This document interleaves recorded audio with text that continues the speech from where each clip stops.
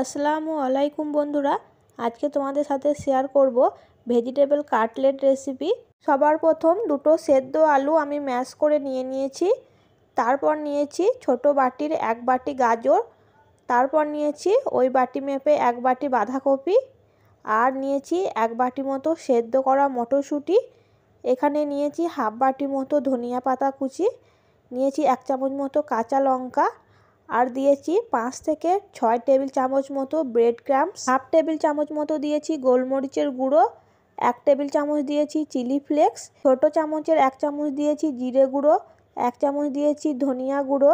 সব শেষে দিয়েছি স্বাদ মতো নুন। এবার সব কিছুকে হাতের সাহায্যে খুব ভালোভাবে মাখিয়ে নিতে হবে।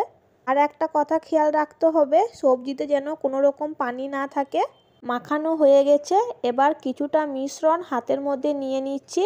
তারপর গোল করে একটু চ্যাপ্টা করে নিচ্ছি। আমি এখানে কাটলেটের শেপ দিয়ে নিচ্ছি, দেখতেই পাচ্ছ।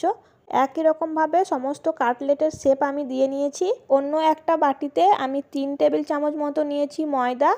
তারপর দিয়ে দিয়েছি স্বাদ মতো নুন। আর দিচ্ছি হাফ টেবিল চামচ মতো চিলি ফ্লেক্স। এবার অল্প অল্প পানি দিয়ে একটা পাতলা মিশ্রণ তৈরি করে নিতে হবে।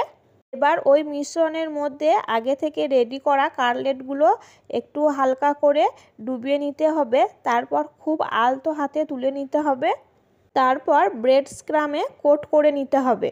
যদি বাড়িতে ব্রেড স্ক্রাম না থাকে তাহলে মিষ্টির দোকানে যে স্লাইস পাউরুটিগুলো পাওয়া যায় সেগুলো কিনে এনে মিক্সার গ্রাইন্ডারে প্রথমে গ্রাইন্ড করে নিতে হবে। তারপর কড়াইতে অল্প আঁচে হালকা করে ভেজে নিলেই কিন্তু ব্রেড স্ক্রাম তৈরি হয়ে যাবে। আমি কিন্তু কাটলেটগুলো 2 বার করে কোট করে নিচ্ছি। যদি 2 বার কোটিংটা করা হয় তাহলে কিন্তু খেতে অনেক ভালো হয় আর অনেকটা ক্রিস্পি হয়। তোমরাও চেষ্টা করবে কাটলেটের কোটিংটা যেন 2 বার করে নেওয়ার। আমি একই রকমভাবে সমস্ত কাটলেটগুলো রেডি করে নিয়েছি। এবার রেডি করা কাটলেটগুলো ভেজে নেব। আমি একটা কড়াইতে হালকা করে তেল গরম করতে বসিয়ে দিয়েছি। আর আজকের কাটলেটগুলো আমি শ্যালো ফ্রাই করব। তোমরা চাইলে কিন্তু ডিপ ফ্রাইও করতে পারো। আমি সমস্ত কাটলেটগুলো এক এক করে তেলের মধ্যে দিয়ে দিচ্ছি। তারপর চুলার আঁচটা মিডিয়ামে করে সমস্ত কাটলেটগুলো ভেজে নিতে হবে। প্রথম 3-4 মিনিট কিন্তু কোনো রকম নাড়াচাড়া করা যাবে না, তাহলে কিন্তু কাটলেটগুলো ভেঙে যাওয়ার সম্ভাবনা থাকবে। যখন এক সাইডে কালার চলে আসবে তখন খুন্তির সাহায্যে আলতোভাবে আর এক পিঠটা উল্টে দিতে হবে। আর বন্ধুরা, আমার এই ভিডিওটা তোমাদের যদি কোথাও কারো একটু ভালো লেগে থাকে তো অবশ্যই আমার এই ছোট্ট চ্যানেলটাকে সাবস্ক্রাইব করে দিও। আর পাশে থাকা বেল আইকনটি প্রেস করে দিও যাতে আমার ভিডিওর সমস্ত নোটিফিকেশন সবার প্রথম তোমাদের কাছে পৌঁছাতে পারে। কাটলেটগুলো সমস্ত কিন্তু আমার ভাজা হয়ে গেছে।